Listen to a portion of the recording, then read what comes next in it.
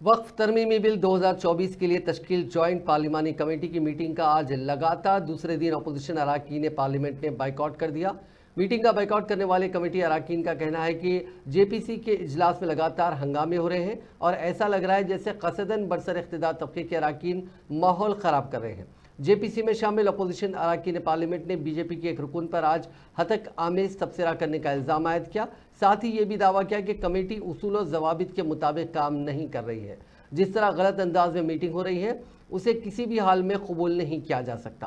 काबिल जिक्र है कि जेपीसी मुल्क भर में लोगों से वक्फ तरमीमी बिल 2024 पर मशवरे मांग रही है। मुख्तलिफ शहरों में मुतालिका इदारों के साथ गुफ्त शनीद भी हो रही है। इससे कबल पीर के रोज़ भी दिल्ली में हुई कमेटी की मीटिंग में उस वक्त हंगामा खड़ा हो गया था जब एक रुकन ने कांग्रेस सदर मल्लिकार्जुन खड़गे के ताल्लुक से कुछ कह दिया। इस पर कांग्रेस और दीगर अपोजिशन पार्टियों के अरकान पार्लियामेंट ने सख्त एतराज़ जाहिर किया था और मीटिंग का बाइकआउट कर दिया था।